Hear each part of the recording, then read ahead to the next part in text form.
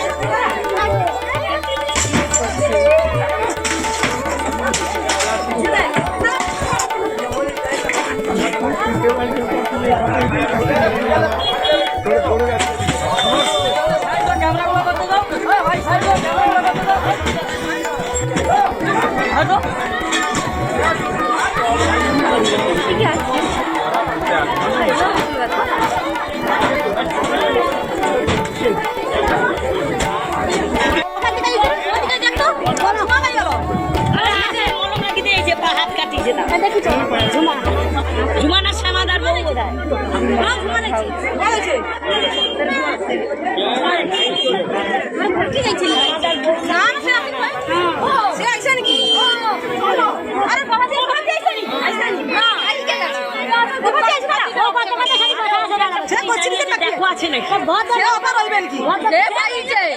বোধহয় ভিডিওটা পুরোটাই তোমরা দেখেছো, পুরো ঘটনাটা তোমাদের সামনে তুলে ধরেছি, যতটা পেরেছি আমরা তুলে ধরে তোমাদের দেখানো আমরা চেষ্টা নিয়েছি। তা দেখো, আমাদের হচ্ছে সনাতন ধর্মের যে কোনো অনুষ্ঠান হলে বা কোনো পুজো বাড়ি বলো, যে কোনো বিয়ে বাড়ি বলো, বিশেষ করে মদ, এই মদ ছাড়া অন্য কিচ্ছু হবে না। তা মদ দোকানটা ভেঙে পুরো তুলে দিয়েছে, সবচেয়ে ভালো বুদ্ধিমানের কাজ করেছে। দেখো, ওই দোকানটার হচ্ছে কোনো লাইসেন্স ছিল নি বা কোনো কিছু ছিল নি। লাইসেন্স থাকলে কোনো পাবলিক যে মদ দোকানে ভাঙচুর করতে পারবে না। কেন হচ্ছে লাইসেন্স করা দোকান হচ্ছে পাকার দোকান থাকতে হবে, পুরো বাঁধাই পাকার দোকান থাকতে হবে, বাঁধাই। আর হচ্ছে 1 নম্বর হচ্ছে ফাঁকায় হচ্ছে দোকানটা হবে, কোনো আস্তার ধারে দোকান, কিন্তু ফাঁকায়, কোনো সেখানে কোনো গ্যামজাম হবে না বা পুরোই হবে না, কোনো হচ্ছে ছেলেপুলে যেতে পারবে না, সেরকম জায়গায় মদ দোকান হয়। আর এই মদ দোকানটা করেছে কোথায়? পুরো ওপেন বাজারের ওপরে, ওই রাস্তার ওপর থেকে হচ্ছে স্কুলের ছেলেপুলেরা সব কিছু যাওয়া আসা করে।